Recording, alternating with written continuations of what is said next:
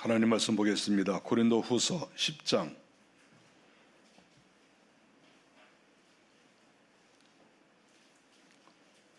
10절부터 18절까지 한 목소리로 같이 읽겠습니다. 그들의 말이 그의 편지들은 무게가 있고 힘이 있으나 그가 몸으로 대할 때는 약하고 그 말도 시원하지 않다 하니 이런 사람은 우리가 떠나 있을 때에 편지들로 말하는 것과 함께 있을 때에 행하는 일이 같은 것임을 알지니 우리는 자기를 칭찬하는 어떤 자와 더불어 감히 짝하며 비교할 수 없노라. 그러나 그들이 자기로서 자기를 헤아리고 자기로서 자기를 비교하니 지혜가 없도다. 그러나 우리는 분소 이상의 자랑을 하지 않고 오직 하나님이 우리에게 나누어 주신 그 범위의 한계를 따라 하노니 곧 너희에게까지 이른 것이라. 우리가 너희에게 미치지 못할 자로서 스스로 지나쳐 나아간 것이 아니요 그리스도의 복음으로 너희에게까지 이른 것이라.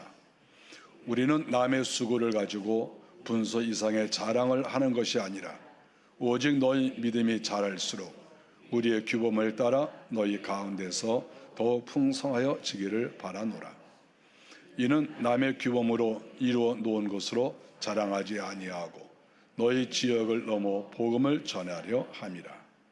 자랑하는 자는 주 안에서 자랑할지니라. 옳다 인정함을 받는 자는 자기를 칭찬하는 자가 아니요 오직 주께서 칭찬하시는 자니라. 아멘.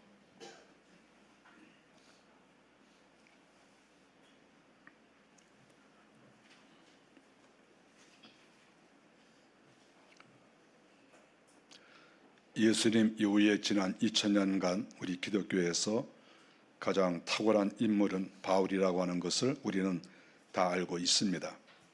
그렇지만 사도 바울은 약점이 많은 그런 사람이라고 볼 수가 있죠. 성경을 보면은 성도들에게 썩 인기가 많지 않았던 것을 알 수 있습니다. 또한 어느 때에는 비난과 의심의 대상이 되기도 했습니다.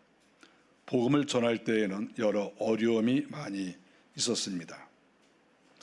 어떻게 보면 약점도 많이 있고 반대하는 사람도 많이 있었던 그러한 삶이라고 볼 수가 있죠. 그렇지만 그의 위대성은 자기 자신을 자랑하지 아니하고 항상 주님을 자랑하고 주님을 높이고 그러면서 평생 살았다 하는 것, 이것이 그에게 큰 장점이다. 다른 사람이 따라오기가 어려운 부분이다. 이렇게 말할 수가 있습니다. 우리가 성경 10절에 보니까 이런 말을 했습니다. 고린도 교회 성도들이 사도 바울에 대해서 평가하기를 그 말이 시원치가 않다 이렇게 얘기를 했습니다. 이 말이 무슨 말이겠습니까? 사도 바울이 편지를 써서 보낼 때에는 그 편지의 내용이 상당히 깊이가 있는 거예요. 문장력이 수려하고 철학적이며 신학적이며 또 새로운 것을 알려주는 그러한 글들이 많이 있어서 성도들은 정말 사도 바울은 너무 훌륭하다. 어떻게 이렇게 글을 잘 쓰시냐. 얼굴 한번 봤으면 좋겠다. 얼굴을 보지 못한 사람들은 늘 사도 바울을 보기를 원했습니다. 그러나 사도 바울이 어떤 교회에 재차 방문하지 않습니까? 그래서 그 교회에 가서 이제 성도들을 대하면 당연히 주일날 설교를 좀 맡아주십시오. 그래서 사도 바울이 설교하잖아요. 그리고 평상시에도 또 사람들에게 진리를 가르칩니다. 성경 가르치고. 그러면 사람들이 썩 그렇게 좋아하지 않는 거예요. 왜냐하면 사도 바울은 그 어떤 그 말솜씨가 좀 없는 것으로 이렇게 생각합니다.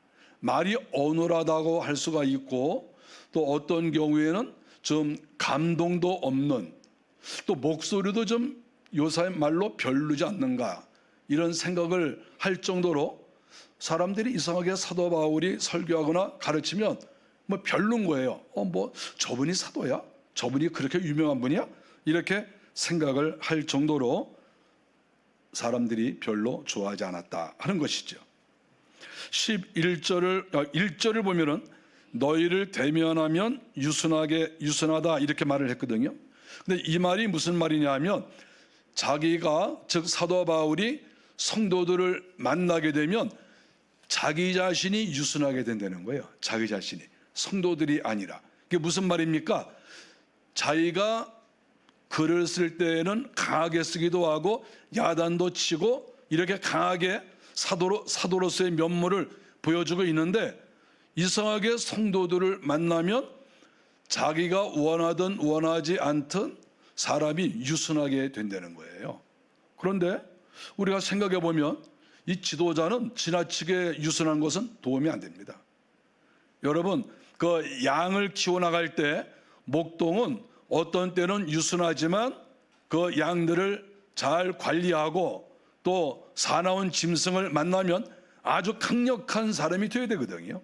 그런데 사도 바울은 이상하게 성도들을 만나면 아주 양처럼 유순하게 된다는 거예요. 이렇게. 그 이유가 무엇일까요? 여러 가지가 있겠지만 제 생각에는 좀 주눅이 들지 않을까 이렇게 생각이 됩니다. 자기가 말을 잘 못하니까, 또 자기의 외모가 또 특별하지 못하니까 사람들에게 어떠한 관심을 끌고 인기가 있을 만한 그러한 외모를 가지고 있지 않는 거예요. 그러니까 사람들을 만나면 자기 자신이 스스로 이렇게 위축이 되고 자존감이 좀 떨어지고 이렇게 되지 않았을까 이런 생각을 합니다. 왜냐하면 성경에 그렇게 써 있어요. 우리가 이런 것을 보면 사도 바울은 설교도 많이 했지만 그는 여러 교회에 편지를 많이 보내는데, 그는 이 글에는 재능이 있어서 하나님께서 사도 바울을 많이 사용한 것이다 이렇게 볼 수가 있죠. 하나님께서 그 사람의 어떤 글을 쓰는 재능을 보시고 쓰시는 사람도 있고, 어떤 사람은 말을 잘하고 사람들에게 인기가 좋아서 또 그 부분으로 사용하는 사람도 있고, 하나님께서는 하나님이 부르신 그 사람에 대하여 그 사람을 다른 사람과 비교하여, 오늘 성경에도 그런 얘기가 나오는데 다른 사람과 비교하여 너는 잘났고 너는 못났고 이런 것이 아니라, 이 사람은 이것을 잘한다, 이 사람은 이 부분에 어떠한 좋은 점이 있어, 하나님의 교회에 도움이 돼, 그러면 그 부분을 하나님이 쓰신다는 것이죠. 우리 사람이 다 잘하면 너무 좋죠. 못하는 게 없다, 너무 좋죠. 그러나 그럴 수는 없어요. 우리가 어떻게 모든 걸 다 잘합니까? 한두 가지만 잘하는 것도 어려워요. 여러분은 한두 가지 잘합니까? 한두 가지만 잘하는 거 굉장히 어렵거든요. 그런데 하나님께서 사도 바울의 잘하는 부분을 하나님이 아시고 그에게 은혜를 주시고 그 부분을 쓰시는 거죠. 다른 사람은 또 다른 모양으로 또 하나님의 사용하시는 거예요. 우리는 이런 것을 생각하고 우리가 단순하게 어떤 부분을 놓고 나는 저것이 저 사람보다 내가 못해, 그래서 예를 들어서 기가 죽거나 자기 자신이 초라하다고 생각하고 일을 하지 않는 것도 잘못이고, 어떤 부분에서 자기가 다른 사람보다 어떤 우월하고 탁월한 부분이 있다고 그래서 전체를 자기가 잘한다고 착각을 하고 나 대단한 사람이야 이렇게 생각하는 것도, 그것도 조심해야 될 일이다. 그것을 지금 사도 바울을 통해서 우리가 배우게 됩니다. 사도 바울이 여러 가지 약점이 있지만 그 중에서 또 중요한 것은 사도성의 의심을 받아서 권위가 상당히 약해졌다 하는 것입니다. 예수님에게는 12사도가 있습니다. 주님의 살아계셨을 때 그 12사도 외에 주님께서 사도 바울을 따로 부르셔서 그를 이방인의 사도로 삼으셨습니다. 그것은 주님께서 다메섹 도상에서 주님이 나타나신 때죠. 이미 주님이 하늘나라로 승천하셨다가 다시 오신 거예요. 그러니까 사도 바울을 주님이 제자로 부르셔서 너는 13번째 사도야 이렇게 말씀하시지 않고 12사도는 따로 있고 너는 또 뭐 13번째도 아니고 이방인을 위한 사도야 이렇게 하나님이 딱 정해놓으신 거죠. 그런데 초대교회에서 사도 바울이 복음을 증거할 때 사람들이 많이 의심을 하는 거예요. 왜냐하면 우리가 사도 바울이 그리 외모가 탁월하지 않습니다. 우리가 뭐 다 잘 알고 있지만 그 키가 1m 60이 안 된다고 그러잖아요. 그리고 또 머리도 대머리고 또 말도 잘 못하고, 우리가 가만히 한번 상상을 한번 해보십시오. 키가 1m 60이 안 되고 말도 잘 못하고 머리는 대머리고 또 나중에 눈병까지 걸려서 눈병도 있고, 우리가 누가 보더라도 인기가 있을 만한, 사람들이 존경할 만한 부분이 없어요. 그런데 사도 바울이 내가 사도다 이러면서 다녀요. 그러니까 어떤 사람들은 사도 바울에게 능력도 나타나고 워낙 똑똑하시니까 저분 사도일 거야 이렇게 받아들이지만, 또 어떤 사람들은 진짜일까? 아니 사도가 어떻게 저렇게 모든 부분이, 특별히 외모가 저렇게 좀 부족할 수가 있어. 야, 우리 평균보다도 못해. 이렇게 생각을 할 수가 있죠. 평균보다 못하죠, 사도 바울의 모습은 지금. 그런데 그가 내가 사도라고 하는 거예요. 그랬을 때 많은 사람들이 의심을 할 수밖에 없는 것이죠. 그러나 사도 바울이 분명히 말합니다. 갈라디아서 2장 8절에 보니까 아니 하나님이 나를 이방인의 사도로 삼으셨다.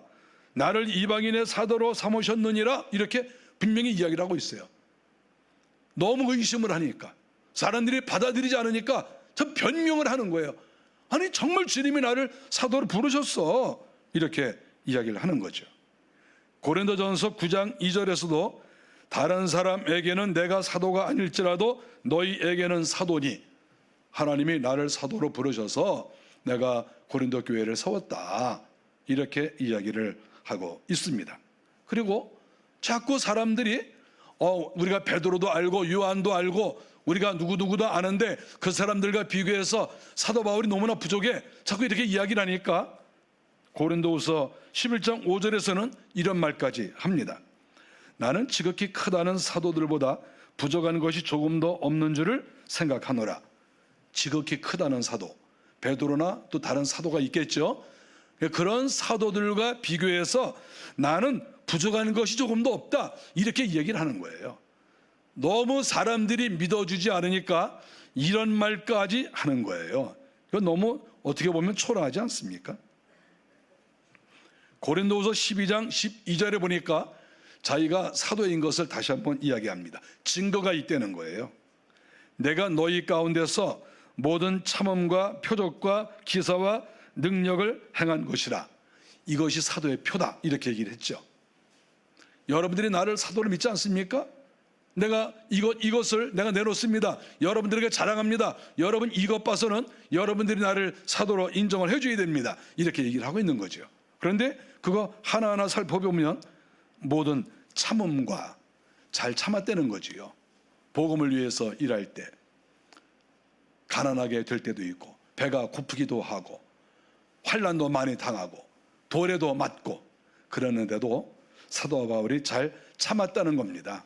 이것이 사도의 표라는 거예요. 우리가 교회 안에서 정말 하나님이 사랑하는 사람, 직분자의 특징은 어떤 것이 있겠습니까? 잘 참는 사람들이죠. 힘들고 어려워도 그것을 주님 바라보면서 그 환난과 어려움을 잘 참는 거지요. 표적과 기사와 능력을 행한 것이라. 사도 바울이 사도인 것을 사람들이 거부할 수 없는 중요한 것이 뭐냐 하면 그에게는 표적이 나타났다는 것이죠. 그가 기도하면 병이 낫고 귀신이 물러가고 신비한 일이 벌어지는 거예요. 이거 다른 사람들이 흉내 못 내는 거거든요. 여러분 아무리 잘생긴 사람도 권력이 있는 사람도 표적과 기사요? 이거 절대 할 수 없어요. 무슨 능력을 하겠습니까? 이게 안 되는 거거든요. 그러니까 사도 바울이 내가 외모로는 내가 평균 이하다. 내가 말하는 것도 평균 이하다. 내가 다른 것도 내가 내세울 게 없어. 그런데 여러분 분명히 알아라. 나에게는 표적과 기사가 나타난다. 내가 기도할 때 능력이 나타나고, 내가 기도할 때 귀신이 나가고, 환난과 어려움이 있을 때 내가 이거 다 이겨냈어. 주님 바라보고 이겨냈어. 그리고 주님이 날마다 오셔서 나에게 힘을 줘. 여러분들 이거 되느냐?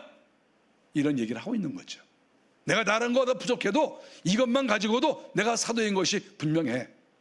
이렇게 일종의 자랑을 한다고 볼 수가 있죠. 그러나 이러한 자랑은 자기를 개인적으로 내세우기 위한 것보다도 내가 하나님의 종이다, 내가 하나님의 사도로서 지금 쓰임을 받고 있다, 이것에 대한 증거를 그가 보여주기 위해서 이런저런 자랑을 하고 있다 하는 것을 알 수가 있습니다. 사도 바울은 여러 가지 약점을 가지고 있습니다. 먼저 그의 약점은 다메섹에 있을 때 그가 주님을 만났습니다. 그래서 눈이 멀지 않았습니까? 눈이 멀었을 때 나중에 아나니아가 와서 기도해 이래서 눈이 이제 멀었던 눈이 다시 눈이 보이게 됐습니다.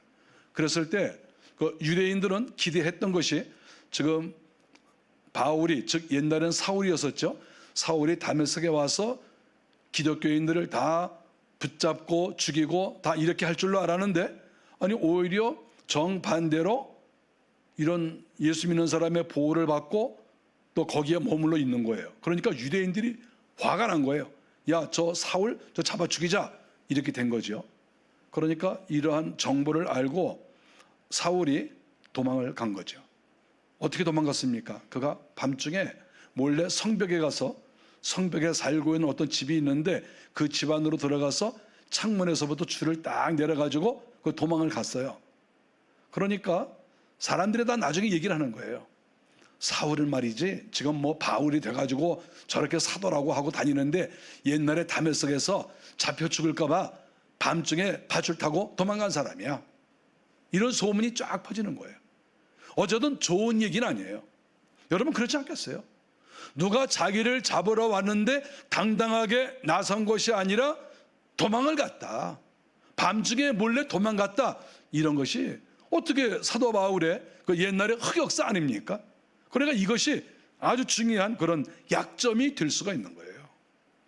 이거 얼마나 부끄러운 일입니까? 사람들이 다 얘기하는 거예요. 어디 가든지 저 옛날에 저 도망갔던 사람이야, 옛날에 저 밧줄 타고 밤에 도망갔어.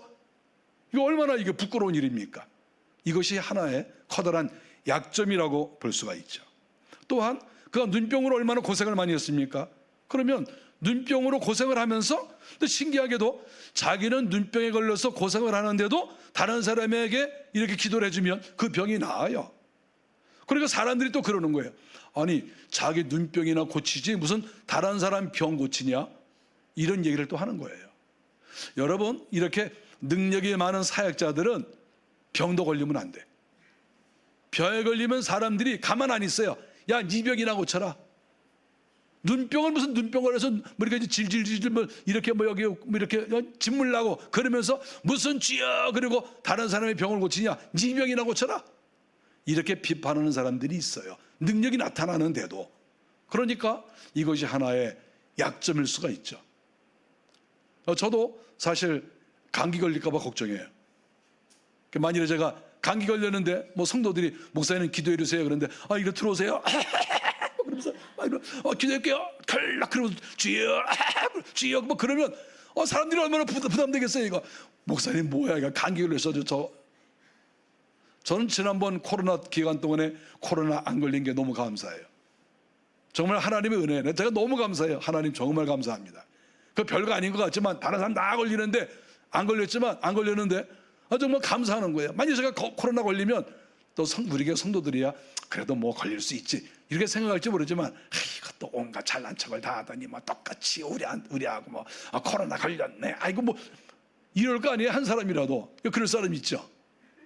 걸리기만 해봐라 내가 뒤에서 내가 온갖 소문 다 내고 다닌다, 그런 사람 있을지도 몰라요. 내가 그래서 겁나서 안 걸렸어. 겁나서. 하나님도 겁나요. 뒤에서 욕할까 봐 안 걸리게 해주세요. 그래서 안 걸렸어요. 아니 지금 감기 걸릴까 보다 겁나 지금. 사도 바울이 바로 그거예요. 자기도 몸이 약해요. 몸도 약하죠. 또 이렇게 눈병도 있죠. 그러니까 사람들이 뭐 사도라고 하면서 무슨 뭐 다른 사람 병원 고치면서 자기 몸 하나 제대로 관리하지도 못하고 뭐 저게 무슨 사도야, 이러한 이야기를 했다고 하는 것이죠. 그 얼마나 사도로서 부담이 되겠습니까? 그러나 사도 바울은 그런 거 개의치 않았습니다. 11장 30절에 보면 이런 이야기가 나옵니다. 사도 바울은 성도들이 자기를 비난하고 또 지적을 하는 부분에 대해서 그가 그거를 숨기지 않았습니다. 12장 9절에 보면 이런 얘기를 하고 있어요. 내가 안지를 낫게 해달라고 주님께 기도했다, 이렇게 얘기를 해요. 내가 안지를 안 걸렸어 이렇게 말하는 것도 아니고 곧 나을 거야 이런 말도 하지 않았어요. 사실 나도 기도를 했다. 그런데 하나님께서 12장 9절에 내 은혜가 네게 족하다 이렇게 말씀을 하셨다는 거예요. 이건 주님이 그렇게 말씀하신 거예요. 그러니까 사도 바울이 눈병 때문에 고생을 하는데 하나님께 기도를 드려도 하나님이 내가 너를 안 고쳐줘 이런 나쁜 마음으로 그런 것도 아니고, 하나님께서 못 들으셔서 안질이 그대로 있는 것도 아니고, 하나님의 뜻, 예수 그리스도의 뜻은 뭐냐 하면 내 은혜가 너한테 지금 족하다는 거예요. 지금 네가 여러 가지 은혜를 많이 받았다. 그리고 네가 안질에 걸려서 고생하지 않느냐? 내가 네 눈병 고쳐줄 수 있어. 얼마든지 해. 너 부끄럽지 않게 해줄 수 있어. 그런데 주님의 마음은 뭐예요? 내가 너한테 은혜 베풀 거 다 베풀었어. 그러니까 너 그거 만족하고 살아. 너 지금 눈병 때문에 고생하지? 그거 안고 가. 주님의 말씀은 이거예요. 너는 평생 안질 때문에, 눈병 때문에 고생하는데 그거 나쁘게 생각하지 말고 끝까지 안고 가, 이거예요. 우리 주님은 어떤 경우에는 우리의 어떤 약한 부분이 있지 않습니까? 그것을 고쳐줄 때도 있지만 어느 때에는 끝까지 가야 되는 것도 있어요. 끝까지 가야 되는 것도. 저는 이 부분에 대해서 가끔 제가 이 얘기를 했습니다. 사도 바울이 왜 안질 때문에 고생하고 주님이 고쳐주지 않으실까요? 이유가 있지 않겠어요? 저는 이렇게 생각합니다. 사도 바울이 사울이었을 때 다메섹 도상에서 주님을 만나지 않았습니까? 주님을 만났을 때 그의 눈이 멀었어요. 갑자기 강력한 빛이 들어와서 눈이 멀었죠. 나중에 아나니아가 기도해서 눈이 뜨긴 떴습니다. 그때부터 안질이 있는 거예요. 사도 바울이 말이죠, 이 안질이 있음으로 인해서 어떤 생각을 했겠습니까?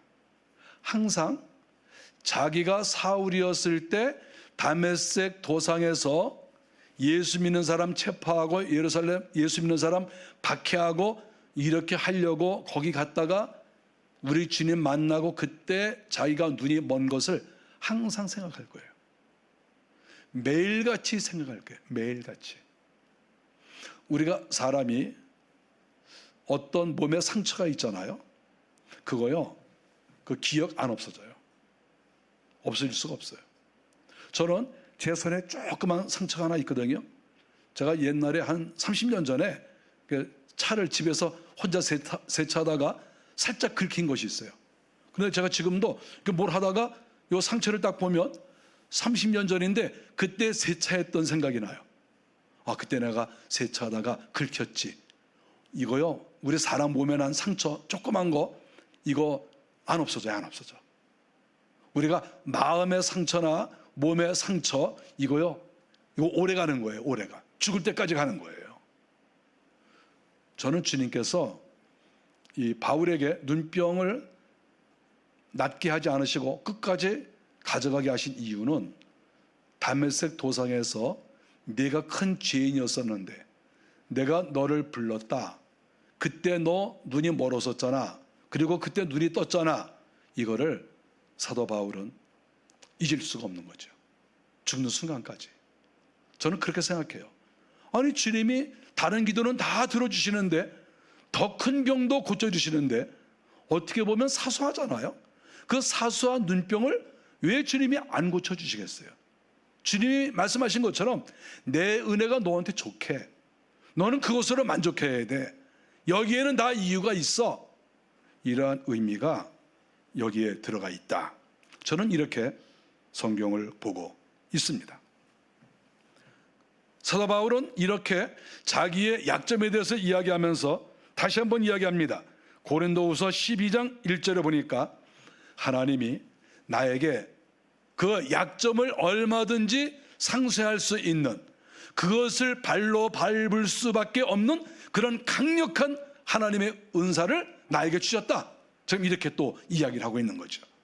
나에게 약점과 장점이 있는데 여러분 자꾸 약점 얘기하지 마십시오. 나도 다 압니다. 나에게는 너무나 큰 장점이 있습니다. 지금 이렇게 얘기를 하고 있죠. 그러면 그 이야기가 무엇입니까? 내가 부득불 자랑하노니 주의 환상과 계시를 말하노라. 사도 바울은 다른 사람이 근접할 수 없는, 다른 사람이 감히 따라올 수 없는 그러한 환상과 계시를 그가 말하고 있는 것이죠. 그런 영적 체험을 그가 한 것입니다. 12장 2절에 보니까 14년 전에 셋째 하늘에 갔다 왔다 이렇게 이야기를 하고 있습니다. 14년 전에 셋째 하늘, 셋째 하늘은 이스라엘 사람들 생각은 천국을 가리키는 겁니다. 천국에 갔다 온 거예요. 여러분 이런 말 할 수 있어요? 이것도 뭐 잠깐 어쩌다가 체험한 것이 아니고 그가 거기에 가서 너무나 많은 것을 보았고, 그리고 사람들에게 도저히 말을 할 수가 없는, 사람들에게 아무리 말을 해봤자 이해할 수 없는 너무나 깊고 신비한 것들을 사도 바울이 보고 온 거예요. 14년 전에 아무도 이해할 수 없는 그런 놀라운 것들을 체험을 했다고 하는 것이죠. 그래서 사도 바울은 당당하게 얘기하는 것이죠. 내가 이 땅에서 뭐 외모가 좀 부족하고 물질도 좀 내가 없기도 하고 말도 좀 못하기도 하고 지금 내가 뭐 그렇기도 하지만 여러분 나 대단한 사람입니다. 여러분 나 무시하지 마십시오. 여러분 나 대단한데 주의 환상과 내가 계시를 내가 말할 수 있습니다. 나 14년 전에 천국 갔다 온 사람입니다. 좀 이렇게 이야기를 하고 있는 거죠. 이런 말을 하니까 수많은 사람들이 꼼짝을 못하는 거죠. 아니 어떻게 하겠습니까? 내가 천국에 가서 주님도 만나 뵙고 하늘 보좌도 보고 하늘에 뭐 수많은 믿음의 사람들, 구원받은 사람들을 내가 다 체험하고 다 이렇게 왔다. 만 예를 들어서 내가 모세하고도 대화하고 내가 엘리야하고도 대화하고 왔다. 만일에 그런 말을 했다고 하면 아니 다른 사람들이 어떻게 사도 바울에 대해서 과소평가할 수가 있겠어요? 저는 사도 바울이 성경에는 요 자세한 이야기를 기록하지 않았지만 사적으로는 이야기했다고 생각합니다. 사적으로는. 사적으로 얼마든지 대화할 수 있는 게 아니에요. 저도 책을 많이 썼지만 어떤 내용은 책으로 쓸 수가 없어요. 책으로 안 씁니다. 그러나 제가 개인적으로는 이렇게 목사님들이 저에게 와서 목사님 이게 어떤 것입니까? 뭐 이렇게 여쭤보면 제가 얘기해 줍니다. 그러면 목사님 너무 놀랍습니다. 이게 책에 왜 안 쓰십니까? 이거 책에 쓰면 안 됩니다. 이거는 너무나 신비한 거기 때문에 이건 쓸 수가 없어요. 제가 그렇게 하는 말이 많아요. 우리가 깊이 기도를 하면은 하나님께서 우리에게 알려주시는 게 많고 신비한 체험을 많이 해요. 그러나 그거를 다 말할 수가 없어요.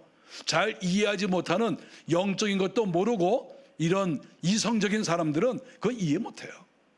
그러니까 사도 바울이 내가 셋째 하늘에 갔다 왔는데 이것은 가히 말할 수가 없다 이렇게 이야기하지 않습니까? 그러니까 사도 바울은 다른 것들은 좀 부족해도 내가 주님을 만나고 천국을 증거하는데 천국을 내가 보고 왔고 예수님에 대해서 증거하는데 예수님에게 능력을 받았고 그러니까 뭐가 꺼리낄 것이 있겠습니까? 다른 거 부족한 거요?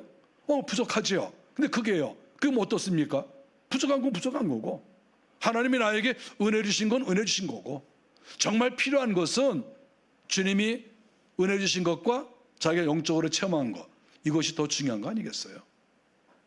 그래서 사도 바울은 이러한 능력을 받았기 때문에 당당하게 복음을 증거했다 이렇게 성경에 기록을 하고 있습니다. 성경 10절에 보면 이런 말씀이 나옵니다. 이는 내가 약한 그때에 강함이라 이렇게 이야기를 합니다. 내가 약할 때 강함이라. 약한 그때의 강함이라. 사도 바울은 자기가 약한 거 잘 알고 있어요.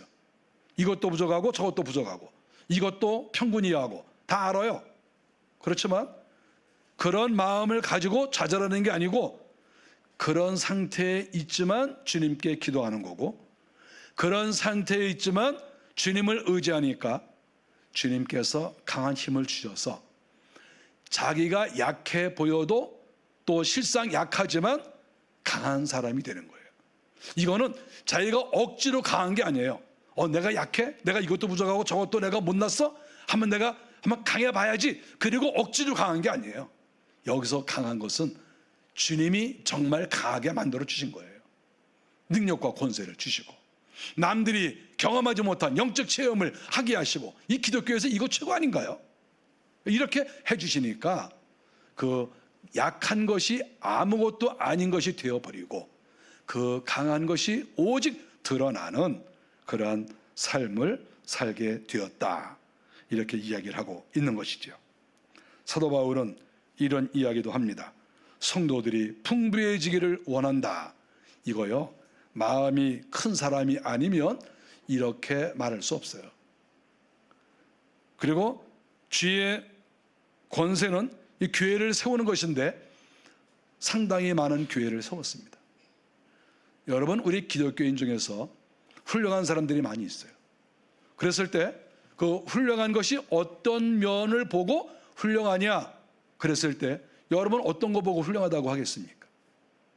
능력과 권세가 나타나는 사람, 환난과 어려움이 있어도 잘 이기는 사람, 그리고 교회를 세우는 사람. 교회를 세울 때에는 기도도 많이 해야 되고 마음도 가고 물질도 많이 들어가고 훌륭하지 않을 수가 없어요. 여러분 그렇지 않아요? 저는 저희 아버지를 생각할 때마다 약점이 굉장히 많습니다. 제가 가끔 우리 아버지의 장점을 얘기하면 제 아내가 약간 좀 비웃을 때도 있어요. 내가 당신 아버지에 대해서 잘 알고 있는데 뭐 이런 식으로 그런 표정을 줘요. 그렇다고 내가 기가 죽질 않죠. 우리 아버지가 이런 게 훌륭하다. 우리 아버지에게는 능력과 권세가 나타났거든요. 우리 아버지는 죽었다가 살아났고, 죽었을 때는 하늘나라를 보고 오고, 그건 좀 괜찮지 않습니까? 여러분 좀 죽었다가 살아나는데 하늘나라를 딱 보고 와서 내가 죽었는데 하늘나라가 이렇게 어떻게 생겼더라 그러면 좀 멋있지 않아요? 한번 죽고 싶죠? 예? 살아난다는 보장만 있으면 한번 죽고 싶죠? 싫어요? 아니, 보장만 된다면 한번 죽고 싶어. 죽어가지고 딱 보고 와서 사람들에게 내가 죽어봤는데 하늘나라가 이렇고, 얼마나 멋있어요. 거기다가 능력과 권세도 있어요. 저희 아버지는 세운 교회가 10개가 넘습니다. 제가 볼 땐 미쳤어. 가족을 잘 돌아보지 않고 우리의 사유재산, 개인 재산을 성도들에게 우리가 교회를 지읍시다 그래서 물질도 많이 이렇게 헌신하도록 했지만 우리 아버지의 물질까지도 엄청난 물질을 드렸어요. 저는 저희 아버지에 대해서 정말 이해를 못한 것이 많았는데 지나고 보니까 너무 존경스러워요. 저는 사도 바울을 생각하면서 저희 아버지도 생각이 납니다. 정말 이런 훌륭한 분들이 이 땅에는 많이 계세요. 옛날에도 많이 계셨고 지금도 사실 많이 계세요. 그런 분들이 어떤 조건은 좀 부족해도 하나님이 함께 하시니까 능력 있게 권세 있게 주의 나라를 위해서 일하고 교회를 세우고 주님을 증거하고 천국을 소개하고 이렇게 한다고 하는 것이죠. 이게 가장 귀한 거 아니겠어요? 만일에 우리 교회 성도들도 예를 들어서 어떤 것은 내가 평균이하고 어떤 것은 정말 내가 부족하다 그럴지라도 사도 바울처럼, 그리고 저희 아버지처럼 교회를 세우고 또 능력과 권세가 나타나고 신비로운 체험을 하고 기도의 응답을 받고, 만일에 그런다고 하면 여러분 얼마나 멋진 성도가 되겠어요? 저는 제 자신도 그렇게 되고 싶고 우리 교회 성도들도 그렇게 살았으면 좋겠다, 이런 마음을 갖습니다. 사도 바울은 이 땅에 머물러 있으면서도 항상 하늘나라를 소망했습니다. 왜냐하면 천국을 보고 왔기 때문에, 천국에 대해서 너무나 잘 알아서 이 땅에서 사는 것을 썩 좋아하게 생각하지 않았습니다. 고린도후서 5장 8절에 보니까 차라리 몸을 떠나 주와 함께 있는 그것이라. 사도 바울은 자기가 이 몸을 떠나서 저 하늘나라에 빨리 갔으면 좋겠다, 이렇게 고백을 했어요. 이 몸이 떠나서 다른 말로 말하면 죽었으면 좋겠다는 거예요. 우리가 이 땅에서 실패하고 좌절하고 뭐가 안 되니까 나 죽었으면 좋겠다 이렇게 말하는 거하고 달라요. 이 땅에서 자기 할 일을 잘 감당하고 너무나 충성스럽지만 항상 마음속에는 천국을 그리워하면서 또 주님을 그리워하고 내가 이 몸을 떠나서 주님 만났으면 좋겠다 이렇게 마음을 가졌는데, 여러분 깊은 신앙을 가진 사람은 이것이 정상입니다. 여러분 이거 정상이에요. 우리가 이 땅에서 누구든지 떠날 수밖에 없어요. 조금 빨리 떠나고 조금 늦게 떠나는 것밖에 없어요. 누구나 다 떠나야 돼. 그렇지 않습니까? 제가 요사이 일주일 동안에 상을 장례식 3번 맞이했어요. 제가 간 집은 한 집이지만 일주일에 3번씩 나면 이거 굉장히 바쁘잖아요. 한 집만 갔어요. 근데 제가 가만히 이렇게 보면은 정말 훌륭한 분들이에요. 훌륭한 분들도 세상을 떠나요. 할 수 없어요. 부유해도 권세가 있어도 잘생겼어도 사람은 떠나는 거예요. 근데 사도 바울은 이렇게 몸이 떠나서 주님과 함께 있었으면 좋겠다. 얼마나 그가 믿음이 좋고 또 천국에 대해서 잘 알면 이렇게 고백을 했을까요? 이런 부분에 대해서 저는 부럽게 생각합니다. 빌립보서 3장 20절에서도 우리의 시민권은 하늘에 있다. 자기가 이 땅에 살고 있지만 자기 시민권 하늘에 있다는 거예요. 하늘에 올라가면 자기, 예를 들어서 여권이 있고, 하늘나라 올라가면 자기 주민등록이 있고, 하늘나라 올라가면 자기 집이 있고, 다 그렇다는 거예요. 이 시민권이 있다라는 말은 굉장한 많은 의미가 포함되어 있는 거예요. 거기에 올라가면 내가 할 일이 있고, 거기에 가면 내가 직업이 있다, 이런 것까지도 다 포함된 말씀 아닙니까? 고린도후서 5장 1절에도 이런 말씀을 했습니다. 우리의 장막집이 무너지면 하늘에 집이 있다. 이 장막집은 우리 육신을 가리키는 거 아닙니까? 내 육신이 무너지면 하늘나라 장막집이 있다. 보통 깊은 신앙이 아니죠. 빌립보서 1장 21절에 보니까 이는 내게 사는 것이 그리스도니 죽는 것도 유익하니라. 너무 멋진 말씀이에요. 주님이 항상 자기에게 있다는 거예요. 주님이 자기 속에 머물러 계시는 거죠. 그러니까 내게 사는 것이 그리스도이기 때문에 죽는 것도 유익하다. 내가 죽어도 주님과 내가 하늘나라에 같이 거하니까 나는 죽어도 상관없어. 살아도 상관없고 죽어도 상관없고 항상 나는 주님하고 같이 있어. 너무 멋진 그런 고백 아닙니까? 저는 사도 바울의 이 고백들을 성경을 찾아보면서 하나하나 이렇게 생각해 보면서 정말 멋있게 신앙생활을 했다, 이렇게 저절로 고백이 되는 것이죠. 사도 바울은 약한 부분이 많이 있었습니다. 그러나 그의 강한 부분도 많이 있었는데 그의 강점은 다른 사람들이 쉽게 따라올 수 없는 그러한 부분이었다 하는 것을 말씀하고 있습니다. 우리는 날마다 성경을 보면서 구경만 하고 있는 게 아니죠. 하나님이 우리에게 말씀을 주신 것은 너희들도 그렇게 되라, 그런 의미로 우리에게 말씀 주신 거 아니겠어요? 우리가 그런 측면에서 우리의 약한 것, 다른 사람과 비교했을 때 난 이게 부족해, 나는 다른 사람하고 이렇게 비교했을 때 이건 따라갈 수가 없어, 나 정말 실망스러워, 이런 부분이 있을 거예요, 사도 바울처럼.